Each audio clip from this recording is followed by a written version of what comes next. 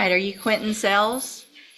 So, Mr. Rojas, you've been appointed to represent Mr. Sells. Is there any reason to believe that the person standing before me is not Mr. Sells? No, Your Honor. And so I'll take judicial notice of that, as well as the court's file, including a report. Mr. Sells was evaluated for competency to stand trial by Dr. Hamza. I have received that report dated November 14th of 2025. The finding is that Mr. Sells is not competent to stand trial at this time. Is there any other evidence with regard to competency? No, Your Honor. Not from the state here. Then at this time, based on that evaluation, I am going to find that Mr. Sells is not competent to stand trial. I'm going to order inpatient treatment at the appropriate facility for a period of not to exceed 120 days from the date he gets to that facility, and then we'll await a report from that facility. He can go back with the bailiff. No, go on. I'm not We're gonna get you, yeah, we're gonna get you some help, and then you can come back and take care of your case, okay? Go back with the bailiff, okay? Right there, go back, go to the back, okay? Go to the back. Mr. Kimler, you have Kashawn Purdy. Sabon. Let's see. Judge, can we hold that just for, oh, there you go. All right.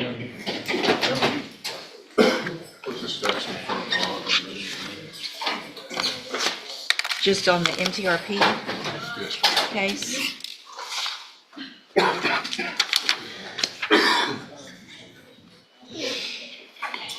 It's yours. What is this? Not a section. Yeah, but injured your child, Not a section. not sexual, but he's wrong. Mr. Yeah, right. Mr. Hoffpower gets everything now. They're spreading the love up They're there. spreading out. Yeah, I see him, I get a little nervous. right. This association.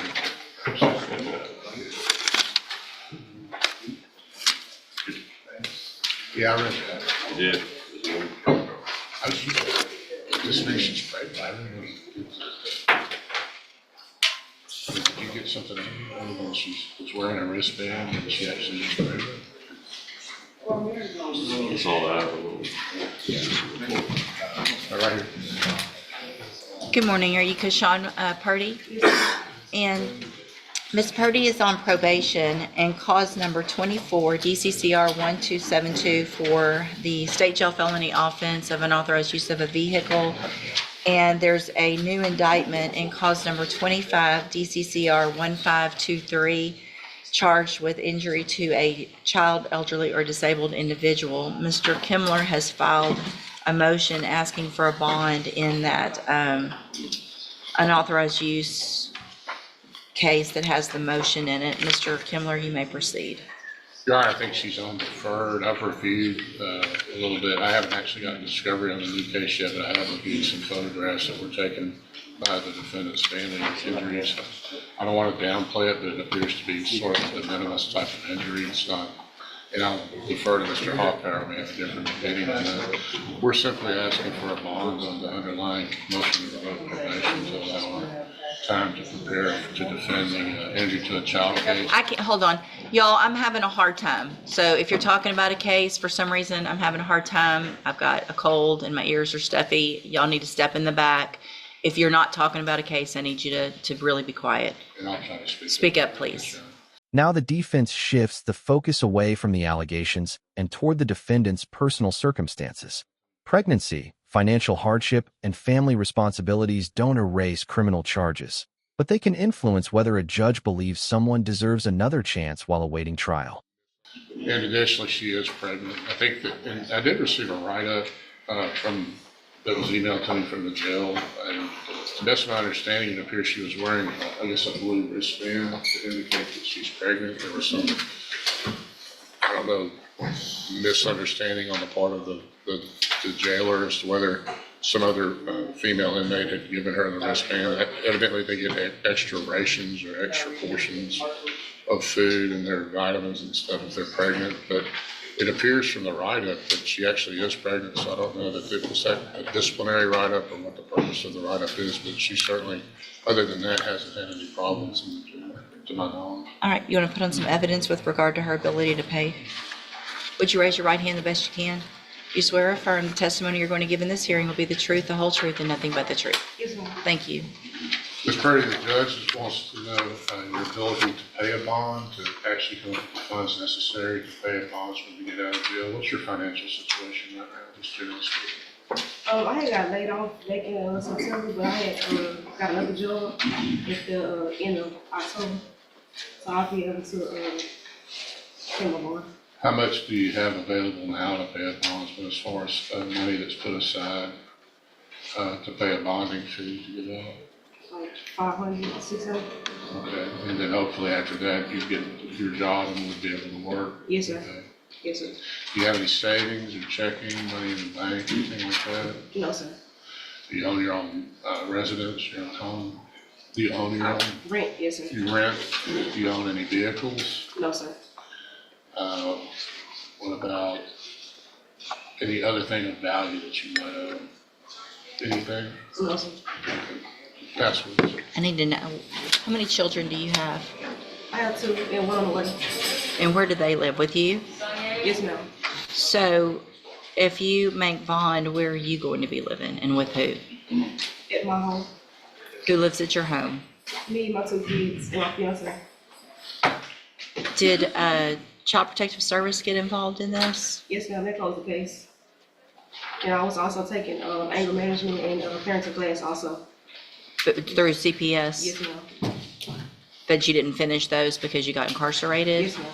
Okay. Right. What's your relationship with Kamari? It's my oldest. I talk to her every day. She tells me every day, she say, Mama, I pray. I don't care, Yeah, just answer the questions. because you're not gonna be allowed to be around them if you make bond. So you gotta figure something else out until I figure out what's going on with your Yes, ma'am. case. So that's gonna be, Well, who are they with now? my mom. Okay. So if you make a bond, then they're gonna have to remain there. You're not gonna be able to have unsupervised contact with them until further order of the court. Do you understand? That would be a condition of your bond. I totally understand. Okay. Mr. Hoffpower, what's the state's position? Judge, that was our concern, is the new offense. I disagree whether or not it was de minimis or felony court. Well, and for the record, I am reviewing the probable cause in that case, just to get a little bit of information on what the allegations are.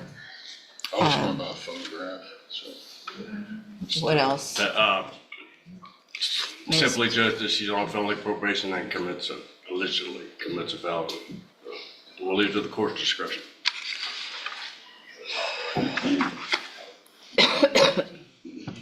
Here's the balancing act every judge faces: protecting the community while respecting the defendant's rights. Listen closely.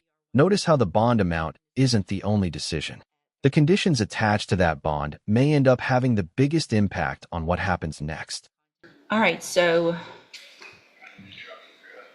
I'm going to grant the motion to set a bond in cause number 24 DCCR 1272. I'm going to set that bond at $30,000. A condition of that bond is that you have no unsupervised contact with any children, including your own, and that you complete whatever CPS is requesting that you do. So if they started classes, you need to continue with those and whatever they request of you. Do you understand? Yes, ma'am. All right. Policy. All right, you can go back with the bailiff. Good morning, are you Braxton Hughes? And this is 25 DCCR 1124. Mr. Hughes was previously in court, entered a plea of guilty to burglary of a habitation. The agreement was for a cap of 4 years in prison. I've received the pre-sentence report. Has everyone had an opportunity to review that report? We have, Your Honor. Are there any additions or corrections? None aware, Judge. Judge, obviously, I'm aware of some of his criminal history, others not quite so much. I would think that the 4 would probably be on the low end in your opinion, but I would defer to whatever you think. Okay, thank you. Mr.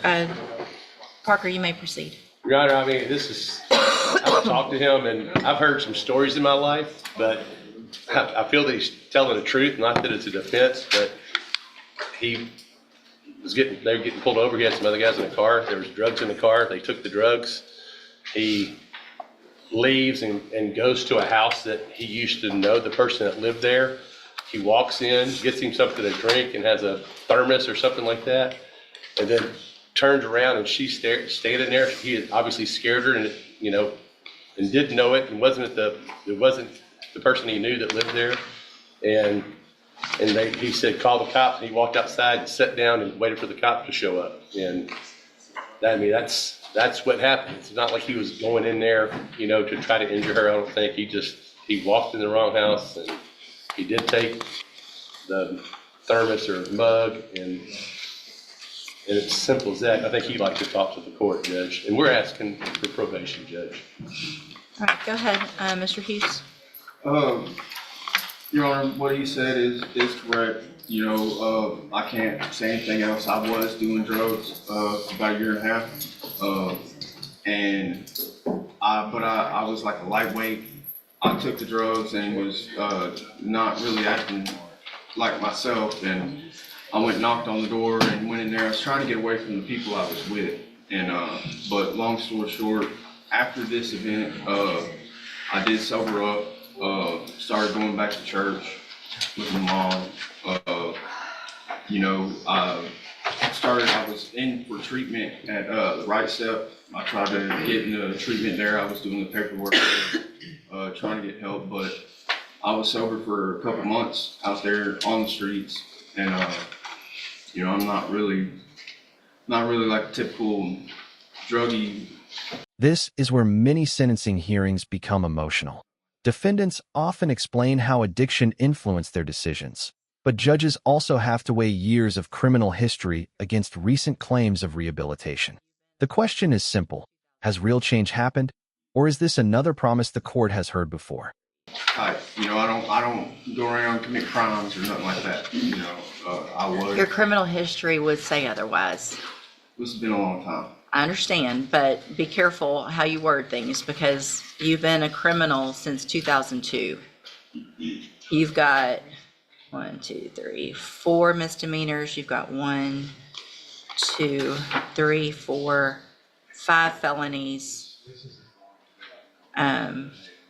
Many more that you were arrested for, and obviously doing some things that you kind of got either rejected or dismissed because of pleas on other stuff. So I understand that some of those were a long time ago, but it's still not a pretty picture.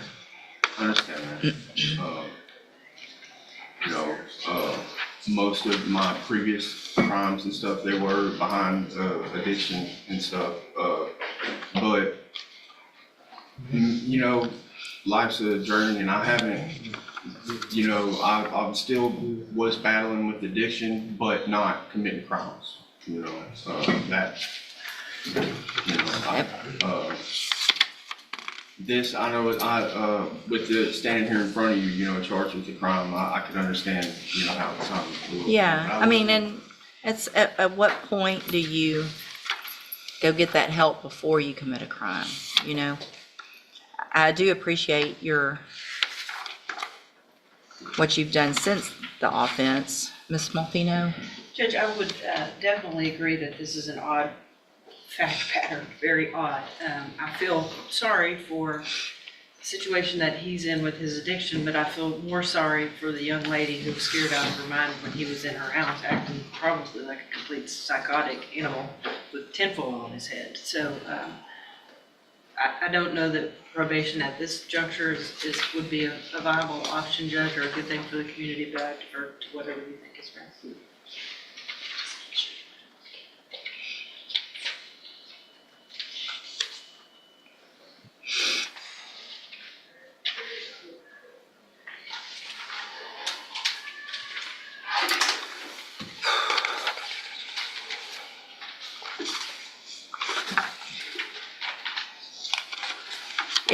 If your history had, one of the things that is sticking out is that every probation you've ever gotten has been revoked. So you've never been successful on probation. I And ended up so, completing the last one. huh? I did complete the last one. The last one that I see was the federal Yes, ma'am. sentence where your supervised release got revoked. I did get revocation, but I got back out on probation and completed it. And here's the moment everyone in the courtroom has been waiting for. Once a plea agreement is accepted, the judge still has to formally pronounce the sentence. Every word now carries legal weight, and for the defendant, this is the moment that determines the next several years of life. Okay, at this time, Mr. Hughes, I'm going to find that you entered your plea of guilty freely and voluntarily. Find sufficient evidence to find you guilty, and at this time find you guilty of burglary of a habitation. Sentence you to a term of 4 years in the institutional division of the Texas Department of Corrections. You will receive credit on that sentence for any time that you've been in custody that the law gives you the right to receive. I'm going to hand you the trial court certification that shows this was an agreement that I followed, and so you've waived your right to appeal. I have also handed you a written admonishment regarding your ineligibility to possess a firearm or ammunition. Because of the judgment entered against you, you're ineligible under Texas law to possess a firearm or ammunition. Possession of a firearm or ammunition could lead to charges against you. Firearm is a legal term, and you should read the written admonishment I provide you to see what devices qualify as a firearm. If you have questions about the laws that make you ineligible to possess a firearm or ammunition, or about how long that lasts, you can talk with Mr. Parker. All right, you can go back with the bailiff. Mr. Rojas, you have Adrian Banks.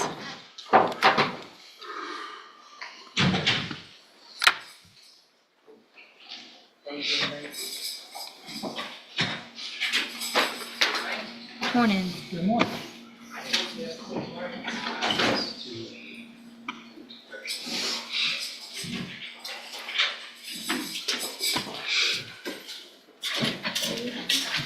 Are we going on count one only?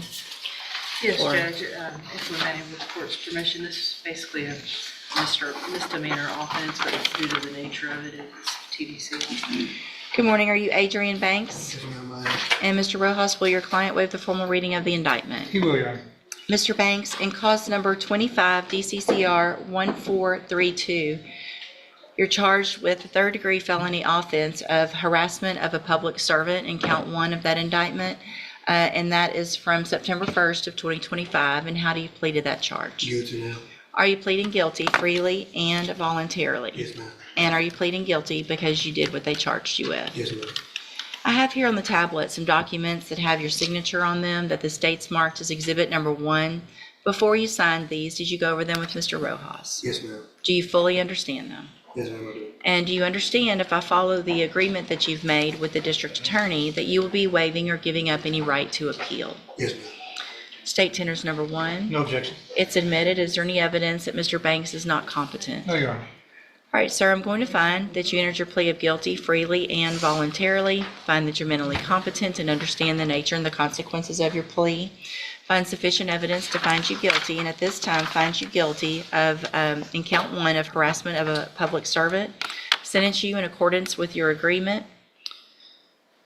It was 2, right? To a term of 2 years in the institutional division of the Texas Department of Corrections. You will receive credit on that sentence for any time that you've been in custody that the law gives you the right to receive.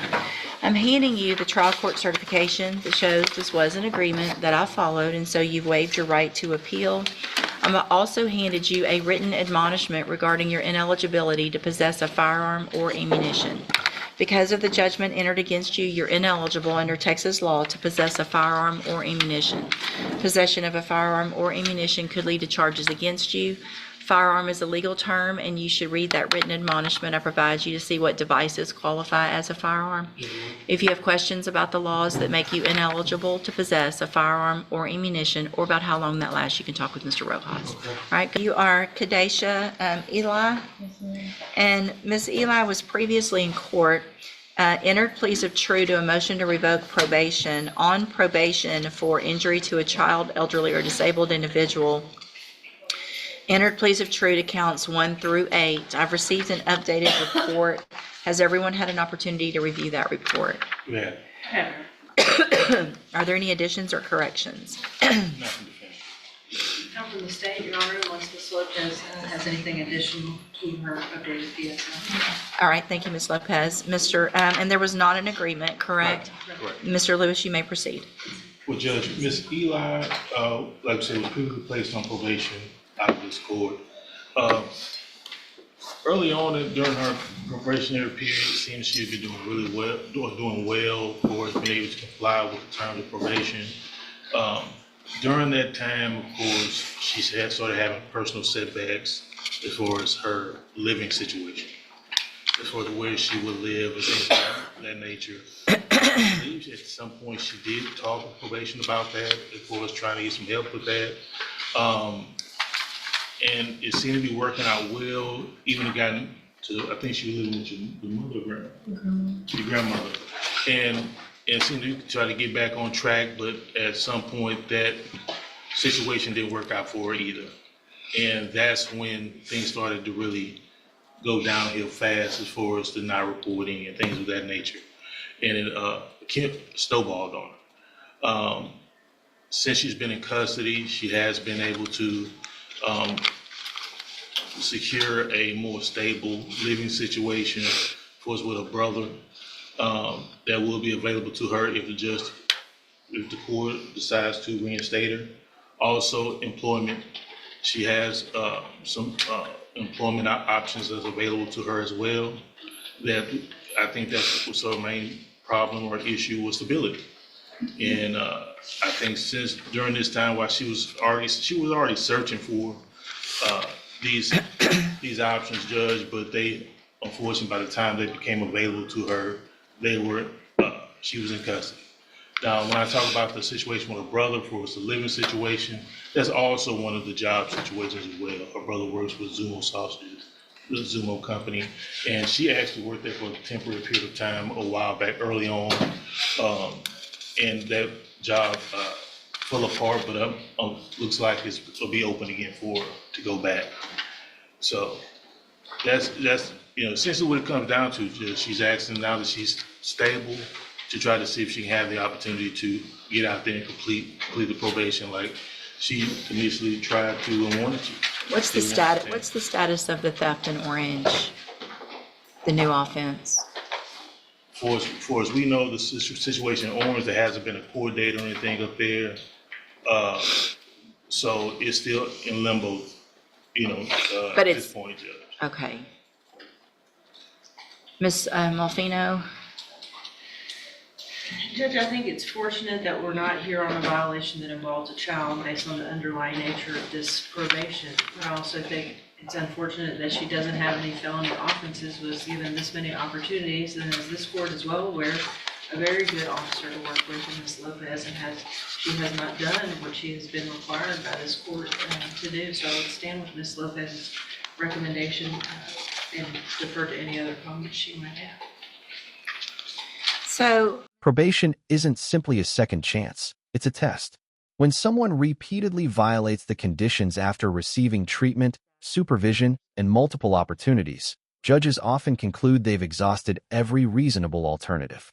Watch how the court explains its reasoning before announcing the final decision. Ms. Eli,